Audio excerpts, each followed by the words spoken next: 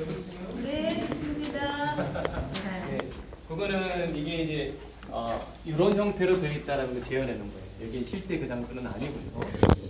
1번부터 11번 동굴까지 에스더서를 제외하고는 모든 성경에 조각조각이라도 발견이 됐어요. 그 중에 이제 이사야 4본이 가장 유명한 거고요. 1장부터 66장까지가 거의 온전하게 발견이 됐으니까요. 1번 동굴에서 발견됐는데요. 이런 형태로 저런 그 항아리에 넣어서 급하게 로마 군인이 쳐들어오니까 이제 66년 이후 AD 66년 이후 이제 예루살렘이 멸망하기 전에 여기 이제 그 타겟 중에 하나였어요. 그리고 이곳에 있는 사람들이 가장 귀하게 여겼던 게 성경 필사 4본이죠. 그거를 갖다가 저런 항아리에 담아서 주변 동물들에 숨겼던 겁니다. 그게 이제 여기에 기후 때문에 2000년 동안 그대로 잘 보존될 수 있었던 이유입니다. 이렇게 항아리 형태로 되어 있었고요. 요게 이제 베두인 목동에서 골동품 상인한테 넘어갔어요. 근데 골동품 상인은 한번에 알거든요. 어떤 게 가치가 있는지 알거든요. 그래서 그 가치를 알아보고 그거를 사고 그다음에 그게 어디까지 들어가냐면 나중에 히브리 대학 고고학 교수 슈케니게라는 교수한테 넘어가게 되었던 거예요. 그리고 세상에 공개되게 된 것입니다. 지금 여기 보이는 것은 정결탕입니다. 정결탕이요. 무슨 탕이요? 정결탕. 정결탕. 예. 설렁탕이 아니고 갈비탕이 아니고 정결탕. 정결 의식을 위해서 세례 의식하고 비슷해요. 그러니까 이렇게 들어가는 거예요. 이렇게 들어가서 그런 마주치지 않도록 요 끝으로 나가는 거예요. 그냥 한번 스쳐 들어 나오는 거. 예, 들어가서 나오는 거예요. 그리고 뭐 때리키는 게가 아니에요. 예. 예, 마치 세례식처럼 들어갔다 나오는 겁니다. 물에 들어갔다가 나오는 겁니다.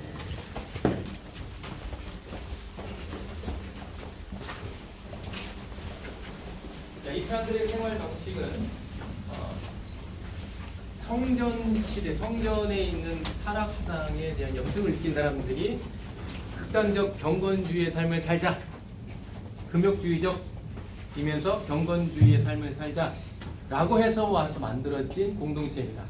SNF파라고 얘기도 하고 이런 야하드라고 얘기를 하는데 아까 이제 영상에 야하드 공동체라고 들어보셨을 거예요. 그게 이제 SNF파예요. SNF파인데 그 사람들이 이곳에 와서 이 성전의 그 타락을 보면서 성전의 염증을 느껴서 왔다고 그랬잖아요. 그러면서 공동체 생활을 하면서 남자들만 모이게 됐어요. 나중에 고각적으로 여자 뼈나 아이들 뼈도 발견됐다고 합니다. 근데 어쨌든 이 사람들은 여기 와서 그냥 산 게 아니고 모든 것 작업조적했어요. 농사도 지었죠. 그 다음에 그릇도 손수 만들어서 지었고 이들이 하는 일 중에 가장 중요한 일이 뭐냐면 필사하는 겁니다. 요게 이제 다음에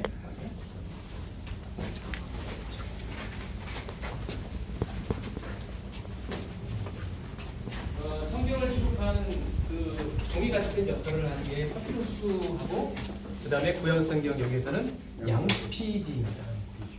양피지. 요게 양피지입니다. 이게 가짜 이미테이션 양피지예요. 여기다가 이렇게 기록을 하는 거예요. 손으로. 지금도 서기관들이 있어요. 그래서 그 손으로 쓴 성경은요 비싸게 팔립니다. 그래서 막 동네 장치하고 막 그래요. 그래서 회당에 갈 때 막 엄청 동네 시끄럽게 막 노래 부르고 막 사람들 막 뒤에 서고 그게 가문의 자랑을 하거든요. 근데 여기 이제 그 일을 필사했던 그 장면이 이런 거예요. 그래서 그거를 말아서 항아리에 넣어서 주변 동굴에 숨겼던 게 지금 우리에게 엄청난 중요한 그런 고각적 유물로 발견되어지고 그리고 이제 그들의 생활상을 보여주는 뭐 망태기 그리고 달력, 입끝통 그 다음에 여기 선빛 여기 사람들은 다 선빛 진짜 선빛 쓰지 아니고요. 그런 게 2000년도에 여기 쓰는 여기 이제 그 이스라엘 박물관에 가면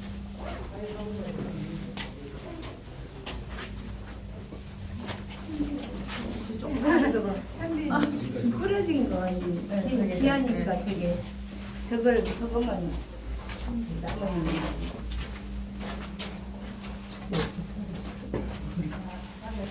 참치는 몰라? 네. 생선가시가 진짜가 있잖아. 아니 뭔지는 알겠는데 저거는 그 모양이 틀린 것 같아요. 요즘 옛날에 이 잡는 거. 그러니까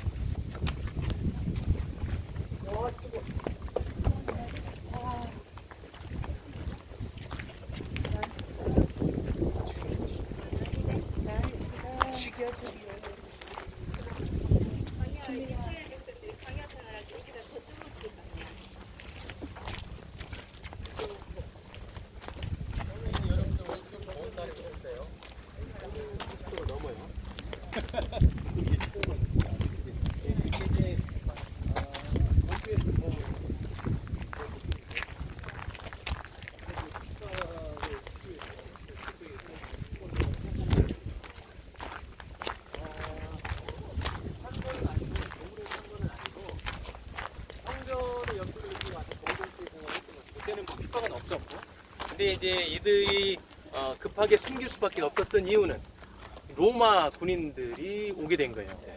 AD 66년에 가이사랴에서 이런 충돌이 있었거든요. 그 충돌이 커져서 전국으로 확산되면서 그게 이제 AD 70년에 예루살렘이 무너지게 되는 그런 계기가 됐던 겁니다. 그 전에 이 콤동 공동체 공격을 받았어요. 그리고 이 마을마다 보면 이 물을 관리하는 능력이 굉장히 중요한 거예요. 여기는 솟아나는 샘이 있는 게 아니에요. 물을 어떻게 모으느냐? 여기 보면 저기 그 협곡에 보면 색이 좀 다른 데가 있죠.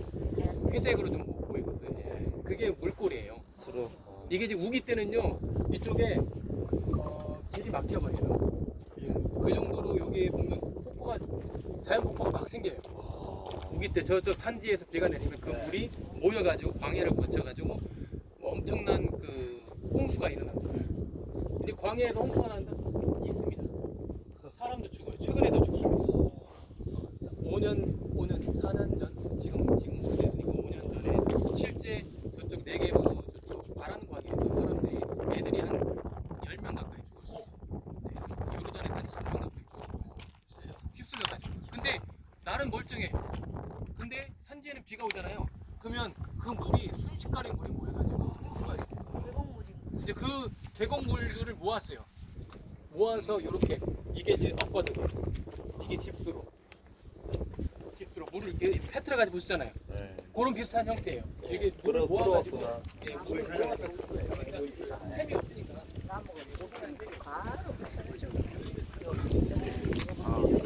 찍으다.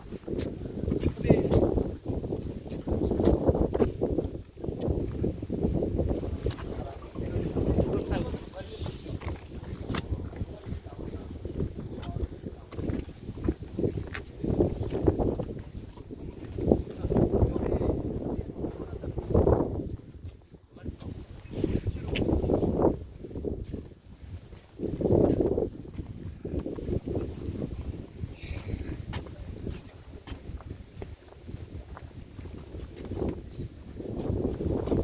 그건 아니고요. 여기 보면 이 1차 유대혁명이라고 하는데 이제 그걸 통해서 유대인들이 뭔가 도모하는 거예요. 특히 여기 있는 사람들은 극단적 경건주의자들이잖아요. 그렇다면 뭔가 의식 있는 사람들이다. 그러면 그런 의식을 가지고 있는 사람들은 반로마적인 생각을 가지고 있다는 생각이에요. 그러면 그 사람들을 놔두면 안 돼요. 마사다도 마찬가지예요. 마사다는 극단적 민족주의자들이고 여기는 극단적 경거주의자. 예.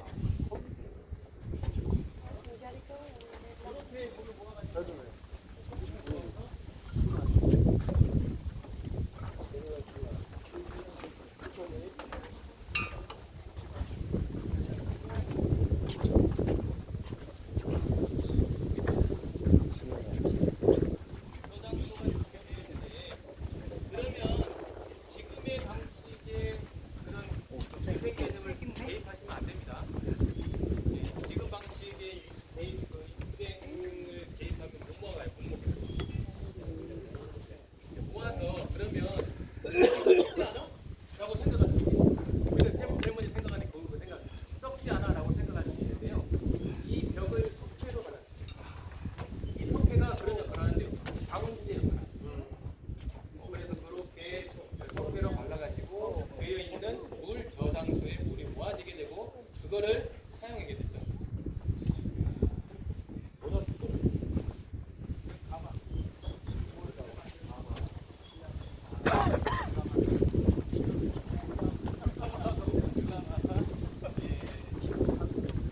포인트로 이제 가고 나오는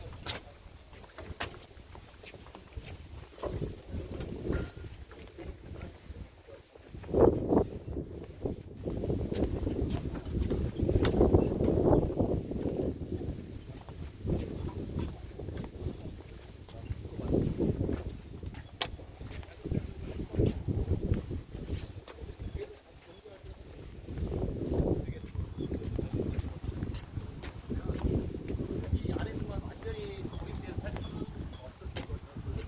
그리고 이 상해에 항구가 있었어요. 이 마사다 내려가다 보면 중간에 항구가 있었는데 여기 저쪽 마케로스가 저쪽 건너편에 있거든요. 여기 느보산이 저기 자리가 있고, 근데 이제 거기 이제 마케로스 쪽으로 이동하는 거, 그다음에 사우디아라비아의 상인들이나 그게 이제 그 하에서 배가 사용되어졌고 또 그렇게 경제 활동을 하는데 여기 반드시 거쳐가야 돼요.